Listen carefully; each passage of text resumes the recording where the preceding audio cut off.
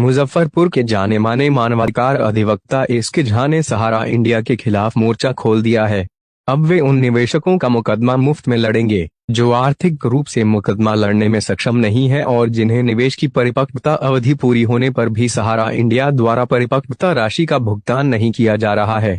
अधिवक्ता एसके झा ने बताया कि वैसे निवेशक जो आर्थिक रूप से कमजोर है, वे कार्यालयों का लगातार चक्कर लगाने के लिए विवश हैं, बावजूद इसके सहारा इंडिया द्वारा उनका पैसा नहीं लौटाया जा रहा है, वे आकर मुझसे संपर्क कर सकते हैं। श्री झा ने कहा कि वे आर्थिक रूप से कमजोर निवेशकों के लिए मुहिम चला रहे हैं, जिसके तहत वे उनका मुकदमा निःशुल्क लड़ेंगे। बताते चलें कि एसके झा मानवाधिकार संबंधी मामलों को लड़ने के लिए जाने जाते हैं। श्री झा के इस कदम से आर्थिक रूप से कमजोर निवेशकों को काफी मदद मिलेगी। मामला यह है कि सहारा इंडिया में बहुत सारे निवेशकों का पैसा फंसा हुआ है। विभिन्न न्यायालय के द्वारा कई बार न्यायादेश पारित किया गया, बावजूद इसके सहारा इंडिया द्वारा कोई इसमें सकारात्मक पहल नहीं किया जाता है, जिसके कारण आज तक निवेशकों का पैसा फंसा हुआ है।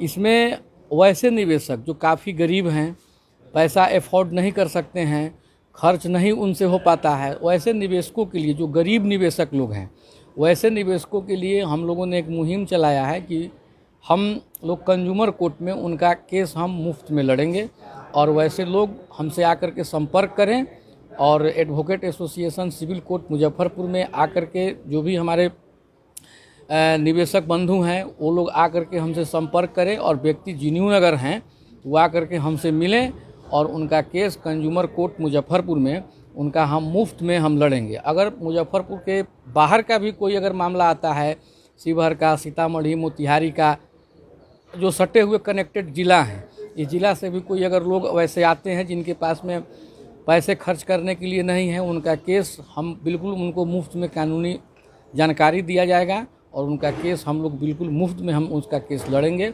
और सहारा इंडिया से जहाँ तक होगा उसकी पैसा के वसूली के लिए हम लोग न्यायालय का दरवाज़ा खटखटाएंगे और न्यायालय से हम लोग आदेश प्राप्त जरूर करेंगे और जो है निवेशकों को जहाँ तक होगी हम लोग पूरा मदद करेंगे। तो इसके लिए एक हम मुहिम स्टार्ट अभी किए। मिनिमम राशि भी कितना राशि का होना चाहिए या नहीं, जिसका अब देखिए जो गरीब आदमी है, किसी का 10,000 फंसा है, किसी का 20,000 फंसा है, किसी का 50,000 फंसा है।